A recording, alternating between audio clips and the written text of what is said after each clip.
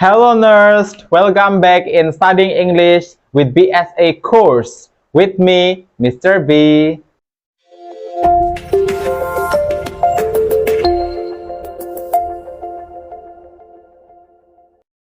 Well, today we're gonna learn about passive voice. Oke, apa sih passive voice? Passive voice adalah kalimat pasif yang memiliki arti di atau ter pada kata kerjanya. Saya ulangi ya. Passive voice itu adalah kalimat pasif yang memiliki arti di atau ter pada kata kerjanya atau verb. Oke.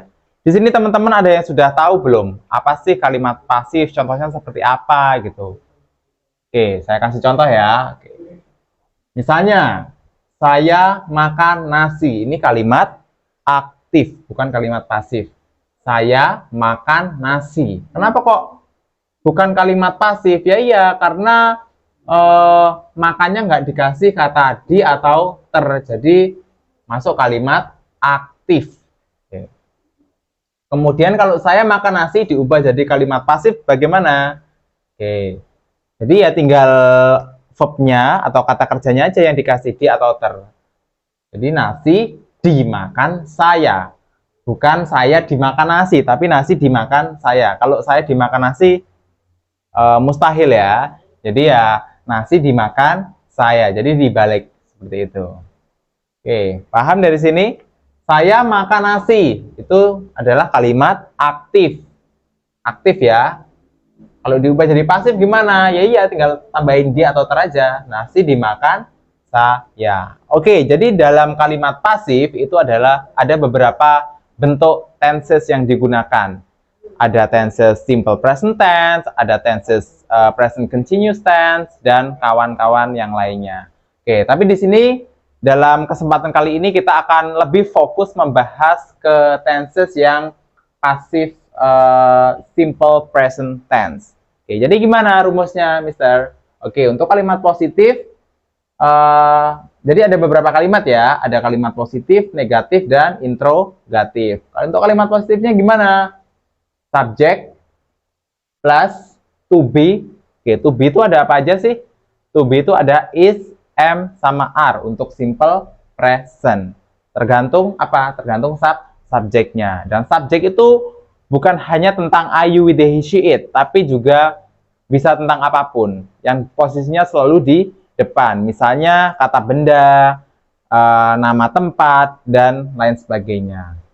Oke ya, subject plus to be.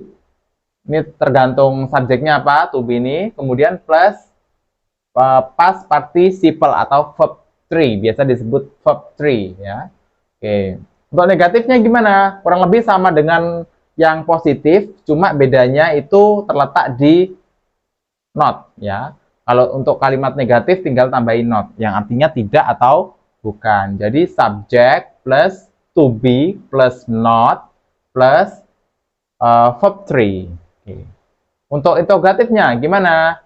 Oke, interrogatifnya seperti biasa, to be-nya di depan kata bantu. To be itu kata bantu ya. To be-nya di depan yang artinya apakah.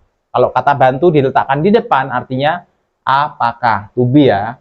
Plus subject plus verb 3. Oke. Contohnya ya, tadi udah kita buat contohnya nasi dimakan saya. Nasi dimakan saya. Ini adalah kalimat pasif. Kenapa kok kalimat pasif? Ya iya, karena berasal dari kata makan, kata kerja makan ya. Kemudian ditambahi dimakan. Ingat, passive voice artinya di atau ter. Jadi kalau makan jadi dimakan. Nasi dimakan saya. Sebelum masuk ke contoh, saya mau kasih beberapa verb dulu. Ada verb 1, verb 2, and verb 3 yang perlu kita pahami. Jadi saya mau ngasih tahu, mau memberitahu teman-teman semua bahwa passive voice itu selalu pakai verb 3. Jadi kita harus tahu verb 1, verb 2, and verb 3-nya. Oke, kita baca bareng-bareng. Sleep, slept, slept. Sleep, slept, slept. Artinya tidur. Next. Eat, ate, eaten. Eat, ate, eaten. Artinya apa? Makan. Oke. Drink, drank, drunk. Lagi. Drink, drank, drunk. Artinya minum. Work, worked, worked. Work, worked, worked. Artinya bekerja. Wash, washed, washed. Wash, washed, washed. Artinya mencuci. Oke, jadi ini ada beberapa kata kerja yang memang perlu untuk diketahui supaya kita bisa menentukan contohnya nantinya seperti apa. Oke, mari kita masuk ke contoh. Example ya, example. Nasi dimakan saya. Ini adalah kalimat pasif. Jadi gimana untuk membuat three different sentences? Ada positive sentence, negative sentence, and interrogative sentence for this passive voice. Oke, untuk yang positif dulu. Subjeknya dulu to be plus verb 3. Subjeknya di sini apa? Subjeknya adalah nasi. Nasi itu apa bahasa Inggrisnya? Rice. To be-nya apa? Rice-nya ada berapa? Ada satu. Maksudnya satu wadah ya. Misal kita let's say satu wadah gitu. Jadi kita pakai to be yang jumlahnya satu. Jadi to be apa? To be is. Oke. Kemudian verb 3. Verb 3-nya apa di sini? Kata kerjanya yang mana? Dimakan. Dimakan berasal dari kata makan. Jadi gimana? Kalau makan, eat, ate, eaten. Oke, jadi pakai eaten. Oke, saya. Kalau posisinya di akhir jadi apa dia?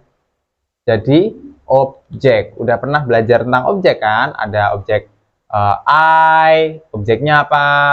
I, objeknya me. Ini dimakan saya, dimakan oleh saya maksudnya. Oleh itu apa? Oleh itu by, saya, me.